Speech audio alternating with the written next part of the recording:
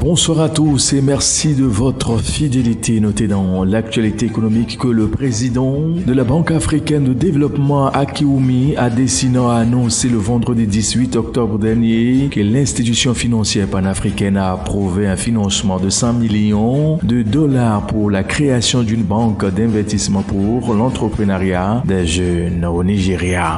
Le président de la BAD a aussi fait savoir que l'AEIB offrira aussi des instruments de garantie pour réduire les risques des prêts qu'accorde la Banque commerciale locale aux jeunes entrepreneurs. La Banque africaine de développement avait lancé en 2023 une initiative pour créer des banques d'investissement pour l'entrepreneuriat des jeunes dans plusieurs pays africains afin de contribuer à l'émergence d'un écosystème de services entrepreneuriaux plus favorable aux jeunes qui représentent plus de 60% de la population du continent. En Égypte, le cabinet du Premier ministre a approuvé le mercredi 23 octobre dernier la réalisation d'un projet portant sur l'établissement d'une zone économique spécialisée qui sera dédiée à la transformation d'agrumes. Cette installation occupera une superficie totale de 1 hectare dans la zone industrielle située au sud de la ville portuaire de Port Saïd.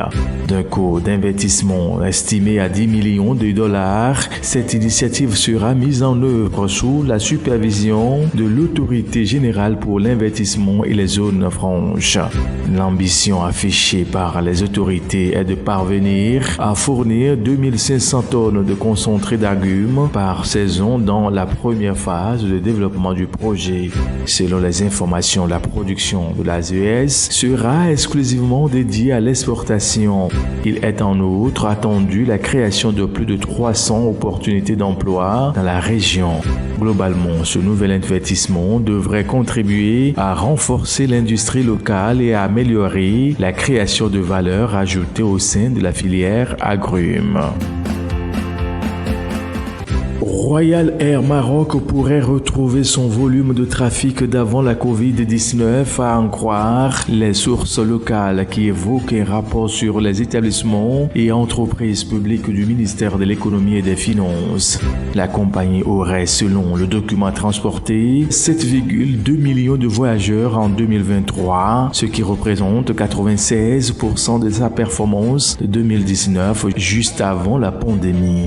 Sur les 4 premiers mois de 2024, elle aurait transporté près de 3,3 millions de passagers, soit plus 2,7% en glissement annuel, et elle tablerait sur une croissance de 4,5% pour atteindre 7,5 millions de passagers cette année. De tels chiffres sont de nature à conforter Royal Air Maroc dans la mise en œuvre du contrat programme signé avec le gouvernement marocain visant les 31,6 millions de passagers à l'horizon 2037. Parmi les nouvelles lignes prévues sur son réseau, long courrier figure des destinations européennes et celles africaines, aussi Moyen-Orient, en Amérique et en Asie.